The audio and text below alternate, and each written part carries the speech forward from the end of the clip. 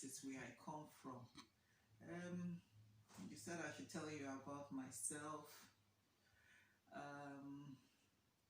I'm from Nigeria. I'm from Asaba. I studied in University of Ibadan. My first degree in University of Ibadan was theatre arts, and as they say, the whole world is a stage. So that set me up pretty well because we were doing drama, we were doing theatre. In those years, drama and acting was not how it was now in Nollywood and how things have spiraled now in Nollywood. Those years when you did dramatic arts or theatre arts, you will not get any work. There are a few of my classmates who are still practicing in theatre. Mofedamijo, I think he was in Ife or something like that. Oh, he was your classmate? Yes, we were all we used to meet for something they called Association of Theatre Arts Students. Yes. And we used to meet. A few of my classmates became newscasters. There's a girl we used to call Ketch. Nkechi is her name. She has a Yoruba surname, and she was a newscaster for many years in Lagos. Okay. Apart from that, very few of my, I think a lot of us would have done well if Nollywood was as it was now, but, we didn't have anything in those years in Nigeria. We're talking of 1988. So there was nothing there. And a lot of us then, when we finished in theatre arts, we were sent to work in NTA. My youth service, I first started in NTA in Abeokuta. Okay. And I met a lot of older people who had been in NTA for so many years. They were very horrible to us because they felt that we university graduates were coming to take their jobs. So from there, we were able to move to OGTV. Okay. At that time, OGTV too was just beginning, so they were taking us as young people. Yes. But apart from that, there wasn't any job for us as people who had studied theatre or drama. I had very happy, memorable experiences in University of Ibadan. Interesting. I have a professor. He's late now, but his name is Professor Nwafo. He passed in America, but he studied. He taught us theatre. We've had meetings with Wole Soyinka. There's so many other dignitaries. It's so many years now. It's more than 30 years. I can't really remember, but it was a very memorable experience, and it's what sets me up for my future, in that in later years I studied to be a lawyer, and when I present in court, you are still acting. Exactly. And before we get to your journey on in the legal profession, I want to get you back to the meaning of that name, Ashimedua, because I think I like that it's very local. It's an Igbo name. Yes. Tell us more I will on explain it to you, because Asaba speaks Igbo, but I understand their Igbo is a little bit different from the Deep East Igbo. But it's also very good to be an Igbo person. It's full of culture, and that's what I like, and that's why I always like to use my name Ashimedua. In Asaba, Ashi is God. So it's Ashimedua Lim. Ashi has done it all for me. Okay. Okay, that's interesting. For those who doesn't know, they will get to understand the full meaning of the name Ashimedua Lim. Okay, Ashimedua Lim. Yes. Okay, interesting. So, how did you're a very important lawyer in the Republic of Ireland? How did it all start? Well, it started many years ago. It's a long journey to be qualified in Ireland, but it's also a journey where you decide that it is what you want to be able to go on and do it. I think right now in this country, I can say for now that I'm the only African woman who is running a law firm. Yes. There are a few others, like a handful of women. I think there are about 5 or so that are African women, but they are employed in law firms. Yes, in law firms or other professions that would take lawyers. Yes, actually, I have to really say the first time I came to your chambers here, it was astonishing, to see you taking the whole duplex sort of. So I was really very happy. I said, that's interesting to see a woman from Africa, having this gigantic building as her. So tell us more. Well, my practice would have started really small. I joke with people and say that my practice used to be mom's kitchen, where it was very difficult to get practice in here in Ireland because it's a closed shop. Yes. A lot of people here, a lot of the lawyers here, their grandfathers and grandmothers have been lawyers and solicitors and barristers, so it's a close-knit community. Yes. And at that time when we came here, I like that word you use, closed shop. I want you to harp more on that for the sake of our viewers. Well, closed shop is that if you don't fit, you are not allowed in. Yes. So that's, I won't put it any further than that. And I really did not fit, so I wasn't allowed in.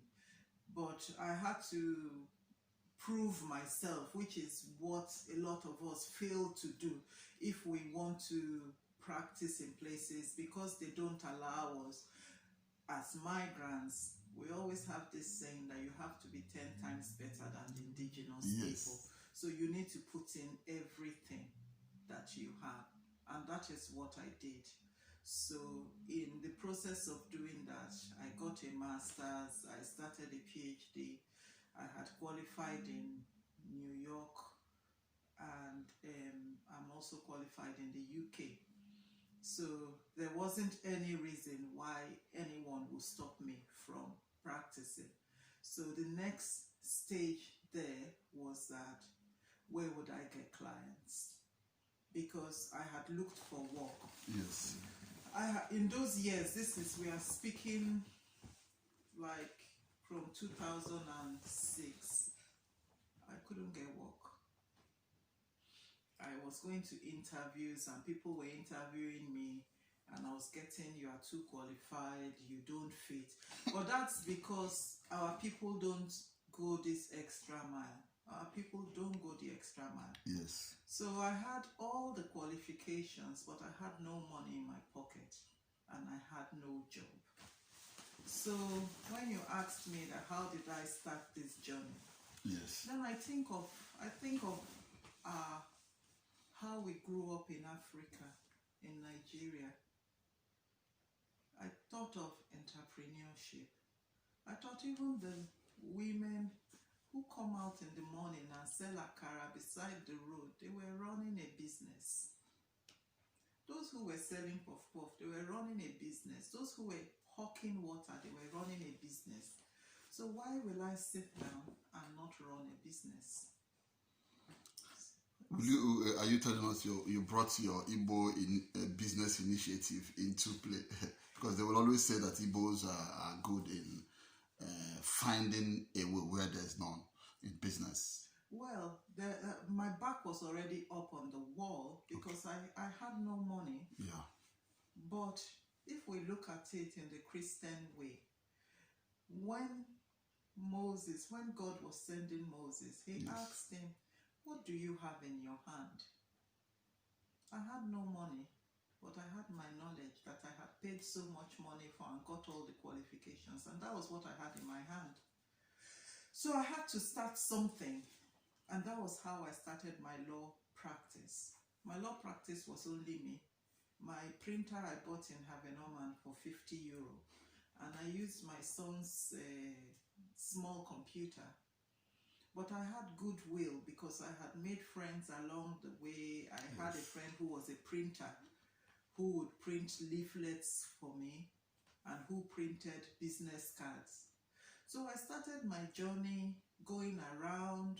I used to go from one African church to the other. I think I would have taught the whole of this country at that time, giving people my leaflets and telling them. But I realized that Nigerian people did not value my skill set. Yes. And they believed that the only people who could do the work properly for them would be white people. So I was getting non-Nigerian clients. And surprisingly, those who built my business now became the indigenous Irish people. And I will tell you why. The indigenous Irish people came to me because they said they trusted me. They trusted me more than their own Irish people. Why would you say that they trust you? Tell us why they trust you. The indigenous Irish people, you see, like my business is a high street law firm. Yeah. So we deal with Joe Bloggs that walks off the street. We deal with everybody. Yeah. But the Irish law firms, they are people that their fathers, their grandfathers, their everything have been lawyers. Yes. So they have a hierarchy. They have a class. Yes. They don't talk to the Joe Bloggs that walks off the street. Yeah. I had a secretary at one time who says to me, certain of my clients, she would say they shouldn't even be allowed to come in here. Yes. Because they are dirty. Yeah. But those dirty clients are the ones that pay her salary. Yes. I would speak to everybody because I believe that we are learning every day and that you can even learn from a baby. Yes. But in most of the Irish firms, they look down on these people. People that have drug addiction problems, they look down on them. They don't talk to them. Yes. I speak to them. I call them in. I offer them a cup of tea and ask them, tell me what is going on. And I try to understand them. Now they appreciate that. Like we don't even advertise in any newspapers or anything like that. But we are so full up. It's busting at the seams in what we are doing. Okay, that's interesting. And where would you say it's your area of specialty in law? What do I enjoy doing? I enjoy because I work as a general practice practitioner. That is, I do every aspect of law. Okay. But I think my specialty would be human rights. Okay. I have a lot of interest in human rights. And it's not only human rights with African people. It's just human rights with everybody in particular. Like if you look at the situation now of prisoners, rehabilitation of prisoners, they've spent their time in prison. They've paid for the crimes. And yet when they come out to community, they don't have accommodation, they don't have work. Yes. They put them in hostels. And even in the hostels, when they apply for accommodation, they still don't give them accommodation because they go and check the gather vetting and say that they've committed X, Y, and Z crime. But they have just come out of prison where they've spent 9 years in prison. This is interesting. Yeah. And they've still come outside again to the community and there's no space for them. And that's why some of them come to the community, reoffend, so that they can send them back into prison. Yes. Because, so all those things are human rights because, you know, before they release them from prison, a lot of them has accepted what they have done. They've paid for the crimes. Yes. Like I had a client who died the very few days in January this 2020. I think it was 5th of January. He was 76 years old. Okay. And he had been in prison for 50 years. Irish? Yes. Indigenous Irish? Yes. What was his crime? It was murder. Okay? So he has been in prison for 50 years. He had a stroke, he had brain damage, Yes. and then towards the later stage of his life, he had cancer. Yes. My plea to them was to let him out so that he doesn't die in the prison. At that stage, with the cancer and the fact that he already had brain damage, he was not a threat to the community. Yes. He had paid for that crime. But they turned us around so much, and all I was pleading for was for them to allow him outside of the prison into palliative care. Yes. But he wasn't released. They kept him in the prison. Sometimes in the prison, there's nobody beside him. He's left alone in the room. If he falls out of the bed, so be it. But they kept him there. So did he actually die in the prison, or they released him? They didn't release him. He died in the prison? He died in the prison, and they buried him in the prison. That is terrible. You know, we'll be back for the second stage of this interview. Viewers, we are talking to Ashimedua Okonkwo, Esquire. Hold on for the part 2 of this interview.